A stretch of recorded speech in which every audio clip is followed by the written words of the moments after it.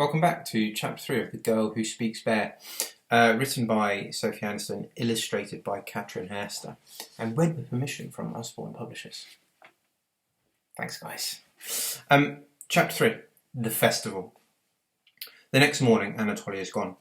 Though I knew he would be, disappointment falls over me like a heavy leather cloak. There's a note from him on the table saying the forest called him in the night, and 2 twigs of goat willow dotted with soft, silvery catkins. Mamochka shakes her head at the note, but smiles at the twigs and tucks one into a buttonhole on her coat. I do the same with mine, and we step out into the sharp air to load up the sledge with Mamochka's supplies for the festival.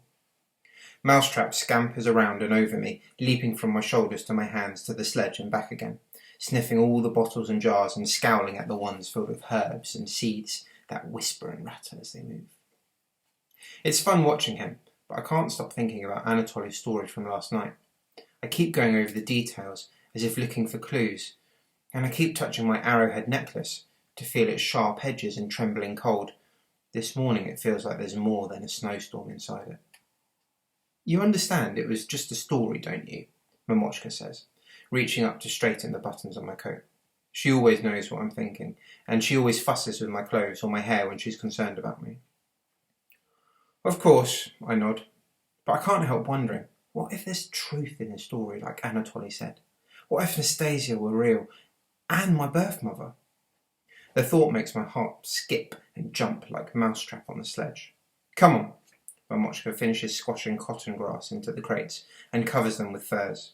Let's have a hot drink before we go. I have a surprise for you too. Her eyes sparkle with excitement, and curiosity rushes through me. Are you coming inside? I offer my hand to Mousetrap, who is now stalking a fluffy seed head across the top of the crates. His whiskers twitch with annoyance, as if I've disturbed an important hunt, but he leaps into my palm, scrambles up my coat, and squeezes into my collar. I smile at the feel of his tiny body, soft and warm against my neck, and follow Mamochka into the house. She opens one of the drawers in her medicine mixing corner, pulls out a large brown parcel, and passes it to me, beaming. I take the parcel and unwrap it, and open out the vast folds of fabric I find inside. It's a long, dark skirt. I frown at it, because I like wearing my old comfy trousers, but then I notice the colours dancing on the hem. I embroidered it myself.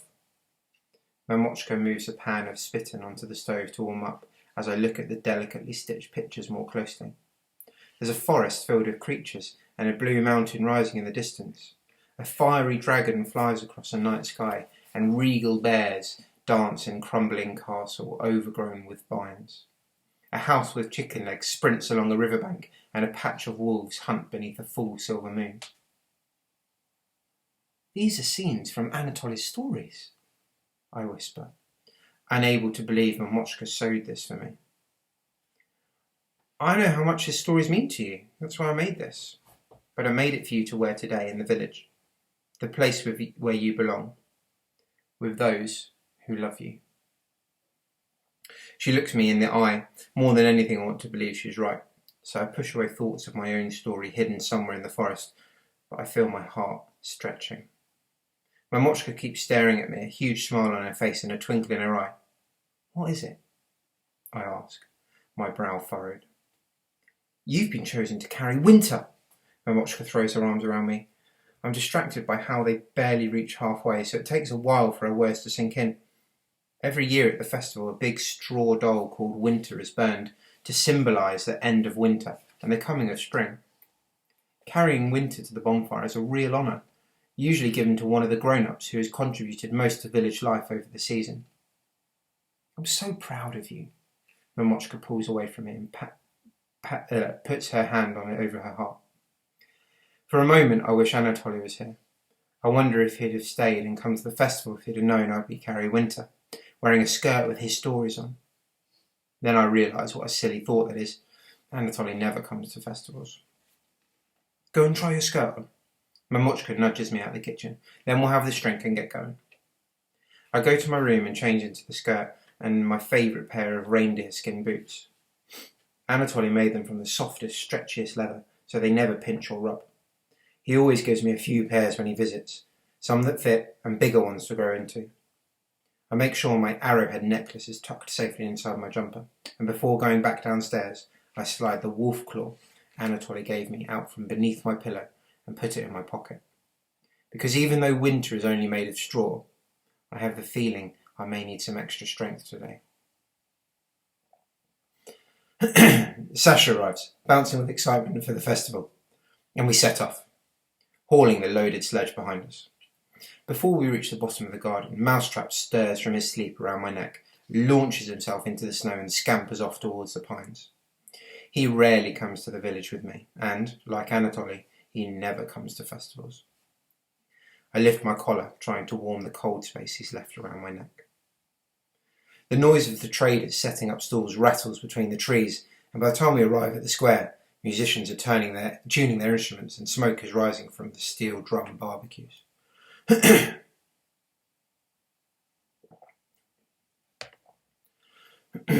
As we help Momochka set up her stall, people fill the square until they're packed in tight as bees in a hive. I don't recognise everyone. People have sledged here from distant villages, nestled on other edges of the snow forest to come to the festival. Squeals rise from the sledging hill, cheers from the pole climbing contests, and laughter from the stalls selling food and drink. A snowball whizzes past Sasha's head and lands at my feet. I look up to the top of the ice fort where it was thrown from. A mischief of small children are hiding behind the battlements, giggling. Little Vanya pokes his head up. "Look how many snowballs we made, Yanka." He gestures to a toppling pile and smiles proudly. "Will you be on our team for the siege game? We're defending." Me and Sasha have already signed up to attack. I squish the snowball back together and throw it up to him. "So you better save these for the game." "Let's go sledging." Sasha punches my arm. I glance over the top of his head to Momochka. She's serving a customer, but she winks and waves me away. Go have fun." Sasha leads the way across the square, weaving through crowds that part ahead of me. People always move out of my way because I'm so big. They look at me differently too, staring a little longer, smiling a little more stiffly. To Sasha, they just nod to a greeting. To me, they say, "Yanka the bear," either whispered in awe or shouted too loud. Today it's worse than ever because the visitors from distant villages haven't seen me since the last festival, and I've grown over a foot in that time. I wonder if as much space would be widened around a real bear in a village. And for the moment I'd want to roar just to see people's reaction. But when Sasha stops to talk to some of the children from school, I only hang back silently, fiddling with the wolf claw in my pocket. Lilia, one of the girls my age, turns to me and smiles. "I heard you're carrying Winter." I feel a fleeting flush of pride, but it disappears when I notice the sharpness in her eye and the sting in her smile. "It's strange they chose you," she continues. "I don't think you've done much for the village this season. You hardly talk to anyone apart from Sasha, and you spend most of your time in the forest." "And carrying Winter is a village tradition," Lilia's friend Oksana chimes in. "And you weren't born in the village, were you?" "Well, I've lived here nearly all my life," I shrug, pretending not to be bothered by their words, but anger prickles beneath my skin. Why do they have to remind me of how different I am, when it's so obvious anyway? "They were probably forced to choose Yanka." Lilia waves her hand dismissively in my direction. "Winter is massive this year, and they've tied her to a heavy birch pole. No one else would be strong enough to carry her." "That's true." Oksana nods, and they turn away to carry on the conversation they were having before I arrived. "They're just jealous." Polina, another girl from school, mouths behind their backs. I return her smile. Polina is always nice to me, though she's not really a friend. Like Liliana said, I don't spend enough time talking to anyone in the village to make friends. I only grew close to Sasha because we live next door to each other. It's a relief when Sasha finishes talking and we move away from the others, onto the sledging hill. I pick the strongest, sturdiest looking sledge from the jumble at the bottom and drag it up the steep slope. Sitting at the top, high above the village square, the forest at my back and the great frozen river stretching all the way to the horizon, I take a long, cool breath and my muscles relax. "Race you!" Sasha shouts and shoots off ahead of me. I lean back on the sledge, pull tight on the rope and speed down the hill. For a moment my whole body lifts into the air and I gasp in a cold cloud of ice.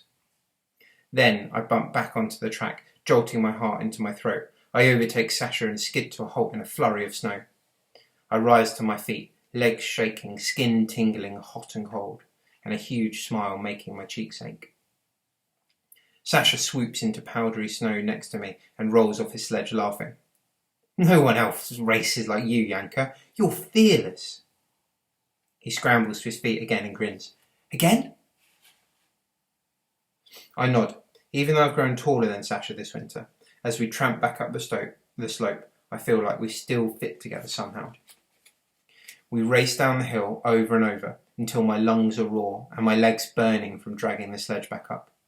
Then a drum roll sounds, quietly at first, building until it reverberates like thunder around the square. Sasha and I abandon our sledges and join the crowds flowing towards the stage. My skin tingles with excitement because the festival show is about to begin.